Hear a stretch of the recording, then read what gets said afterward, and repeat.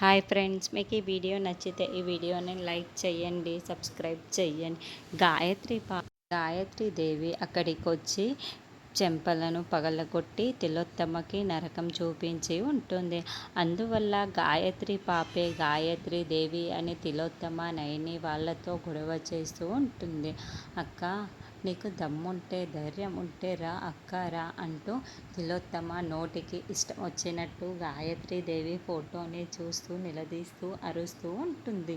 అప్పుడే గాయత్రి పాప గాయత్రీదేవి ఇద్దరూ నడుచుకుంటూ ఒకేసారి వస్తూ ఉంటారు. అత్తయ్య, అదిగో అమ్మగారు వస్తున్నారు అని నయని చూపిస్తూ ఉంటుంది. ఒక్కసారిగా తిలోత్తమ టెన్షన్ పడుతూ నడిచి వస్తున్న గాయత్రీదేవి వైపుకు చూస్తూ ఉంటుంది.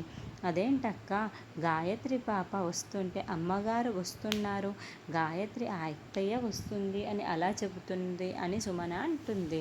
గాయత్రి పాప పక్కనే అమ్మగారు కూడా నడిచి వస్తున్నారు చెల్లి అని నయని చెబుతూ ఉంటుంది. అక్క, నువ్వెలా వస్తావు? గాయత్రి పాప మెలకువతో ఉంటే నువ్వు రాలేవు కదా అని తిలోత్తమ టెన్షన్ పడుతూ అడుగుతూ ఉంటుంది. రాననుకున్నావా రాలేదనుకున్నావా తిలోత్తమ? గాయత్రి పాపే నేను అని ఇద్దరం ఒకటేనని వీళ్ళని ప్రశ్నలు వేసి హింసిస్తున్నావు కదా, అందుకే నీ సంగతి తేల్చటానికే ఇక్కడికి వచ్చాను.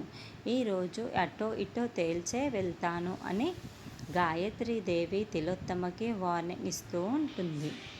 గాయత్రి పాప నిద్రపోతేనే గాయత్రీదేవి మామూలుగా నడిచి వస్తూ ఉంటుంది. మరి ఇప్పుడు గాయత్రి పాప మెలకువతో ఉన్నా కూడా అమ్మ ఎలా వచ్చింది అని విశాల్ కూడా ఆలోచిస్తూ ఉంటాడు. మరి ఇప్పుడు ఏం రాజీ పెడతారు అన్నది మనం నెక్స్ట్ ఎపిసోడ్లో చూద్దాము.